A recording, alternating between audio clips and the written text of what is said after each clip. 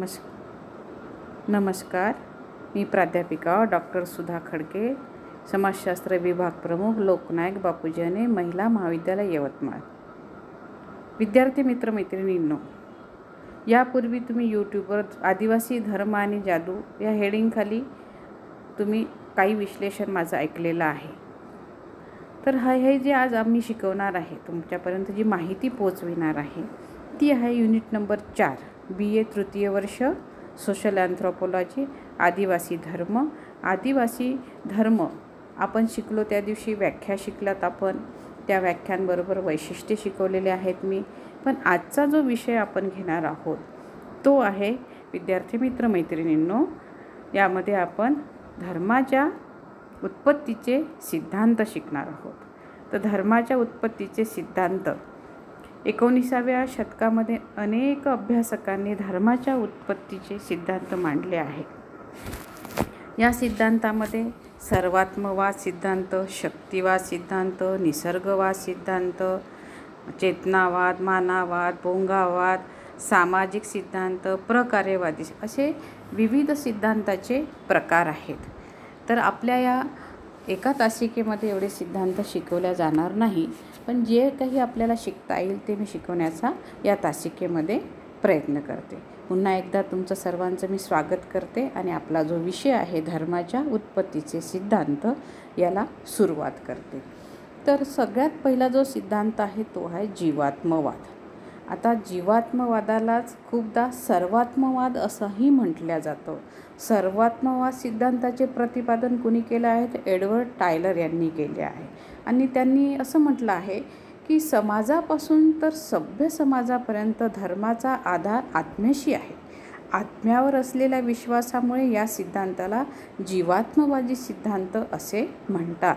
आता आत्मवादाबाबत 2 प्रकारचे विश्वास आपल्याला दिसून येतात. त्यातला पहिला विश्वास असा असतो, विद्यार्थी मित्रमैत्रिणींनो, की मानवाच्या आत्म्याचे अस्तित्व, मानवाचा मृत्यू जरी झाला तरीसुद्धा कायम राहते. आणि दुसरा विश्वास आहे, मानवी आत्म्याप्रमाणेच इतर शक्तिशाली देवतांमध्ये सुद्धा आत्म्याचे अस्तित्व आपल्याला दिसून येते. म्हणजेच काय, तर मानवाचा आत्मा हा अमर असतो. आता मानवाचा मृत्यू झाला तरी त्याचा आत्मा मृत शरीर सोडून जातो आणि तो आत्मा पिशाच, भूत, देव अशा अलौकिक प्राण्याच्या रूपात वावरतो. जसं आता विदर्भामध्ये मी PhD करीत असताना कोलामांच्या संपर्कांमध्ये राहून त्याचा धर्म, जादू पूर्ण शिकण्याचा प्रयत्न केला, त्यांचे सणवार. तर त्यांच्या कोलाम जमातीमध्ये, विशेषतः विदर्भामध्ये, काही विशिष्ट झाडाखाली रात्र झाल्यानंतर ते कोलाम लोक बसत नाही. त्यांच्या मते असं त्यांचं म्हणणं आहे की जे आत्मे असतात ते झाडावर रात्री निवास करतात आणि त्या झाडावरील आत्म्याला दिव्य प्राणी असे म्हणतात. आता दिव्य प्राणी म्हणजेच काय, तर तो आत्मा म्हणजे मानवापेक्षा श्रेष्ठ आत्मा असतो असा या आदिवासींचा समज आहे आणि तशी श्रद्धासुद्धा आहे. तर त्यांनी 2 आत्म्याचे 2 प्रकार सांगितले. एक आत्मा सांगितला मुक्त आत्मा, दुसरा सांगितला शरीरात्मा. आता वातावरणात फिरणाऱ्या, मुक्तपणे फिरणाऱ्या आत्माला त्यांनी म्हटले आहे मुक्त आत्मा. आणि सदैव वास करणाऱ्या, शरीरामध्ये जो सदैव वास करतो त्या आत्म्याला शरीरात्मा असे म्हटले आहे. आदिवासी समाजात आत्म्यासंबंधी अनेक विश्वास आहे. जसे आता दक्षिण भारतामध्ये तोडा आदिवासी जमात दिसून येते, तर त्यांच्यामध्ये वेगवेगळे मृत्यूंचे संस्कार आहे. विदर्भातील कोलाम, गोंड, आंध ह्या ज्या आदिवासी जमाती आहे ह्या भूताप्रेतावर फार विश्वास ठेवतात. म्हणून ही जी सर्वात्मवादी मूळ संकल्पना आहे ही आत्म्यासंबंधीच्या विश्वास व्यवस्थेतून धर्माची उत्पत्ती झाली असल्याचे एडवर्ड टायलर यांनी म्हटले आहे. आत्मवादी सिद्धांतावर अनेक अभ्यासकांनी टीकाही केलेल्या आहे, आक्षेपही घेण्यात आलेले आहे. परंतु हा आक्षेप आणि हा टीका या ठिकाणी विश्लेषण न करता तुम्हाला मी सर्वात्मवाद किंवा जीवात्मवाद म्हणजे काय हे समजावून सांगण्याचा नक्कीच प्रयत्न केलेला आहे. आता आपण बघूया चेतनवाद. आता चेतनवादाला काय म्हणतात? चेतनवादाला दुसरं नाव आहे, विद्यार्थी मित्रमैत्रिणींनो, शक्तिवाद. आता शक्तिवाद असंही म्हणतात. आता मॅक्स मुलर हे चेतनावादाचे मुख्य प्रवर्तक आहे. निसर्गातील प्रत्येक वस्तूमध्ये एक शक्ती असते, म्हणजे त्याच्यामध्ये चेतना असते आणि ही शक्ती सर्वव्यापी असून या शक्तीला आदिवासी समाजात निरनिराळ्या नावांनी संबोधिले जाते.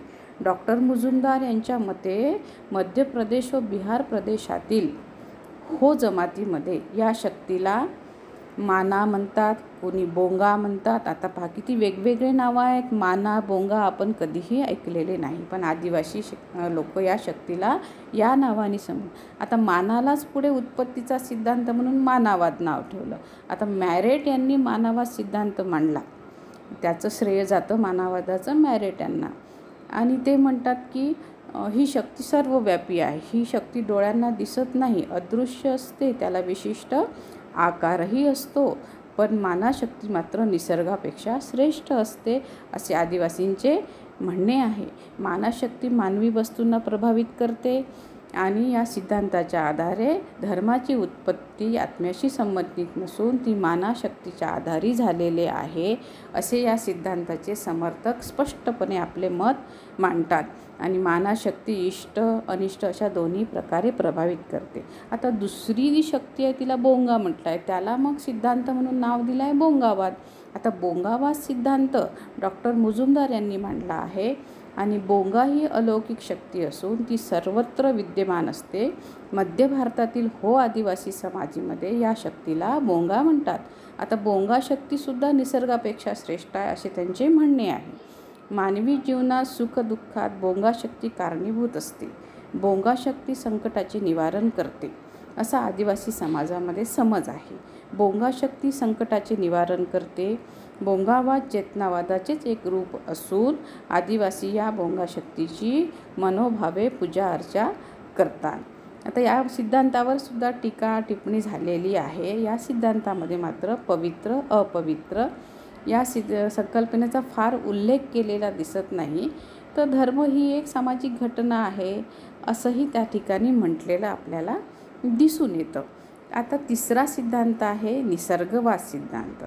आता निसर्गवाद सिद्धांत हा कुणी मांडला, तर त्यांचं नाव घ्यावं लागेल आपल्याला. मॅक्स मुलर यांचं नाव घेऊन आपल्याला म्हणावं लागेल की मॅक्स मुलर या विचारवंताने निसर्गवाद सिद्धांत मांडलेला आहे. आणि निसर्गवाद म्हणजेच काय, तर चेतनावादाचेच एक रूप आहे.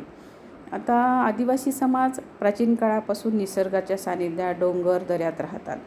त्यांचा सतत निसर्गाच्या वेगवेगळ्या रूपाशी प्रत्यय येतो, जसं सूर्याचा उदय, अस्त, चंद्रापासून मिळणारा प्रकाश, मेघगर्जना, मेघगर्जनेद्वारे पडणारे पाणी, महापूर, अतिवृष्टी या सर्वांचा परिणाम मानवावर होत असतो. त्यांच्या मनात भीती, आनंद, श्रद्धा, आश्चर्य निर्माण होणे स्वाभाविकच आहे. आपल्यापेक्षा श्रेष्ठ शक्तींना प्रसन्न करण्यासाठी आदिवासी मानवाने सूर्य, चंद्र, तारे, अग्नी, वायू, पर्जन्य या नैसर्गिक घटकांना दैवत मानून त्यांची आराधना केलेली दिसते. आणि त्यातूनच या आराधनेतूनच पुढे निसर्गपूजा प्रचलित झाली असावी. आणि या सर्व नैसर्गिक शक्तींना आदिवासी लोक देवता मानू लागले आणि त्यातूनच धर्माचा उदय झालेला असावा, असं म्हटल्या जाते. आता मॅक्स मुलर यांच्या मते नैसर्गिक शक्तीचा प्रभाव पाहून किंवा कदाचित दोषपूर्ण भाषा प्रयोगामुळे नैसर्गिक शक्तीला लोक सजीव मानू लागले. सूर्याचा उदय होतो, अस्त होतो, चंद्र प्रकाश देतो, ही अलौकिक शक्ती अशी ते म्हणायला लागले. आणि या विश्वासातूनच धर्माची उत्पत्ती झालेली असावी, असं मॅक्स मुलर यांनी निसर्गवाद या सिद्धांतांच्या निमित्ताने आपल्याला सांगण्याचा प्रयत्न केलेला आहे.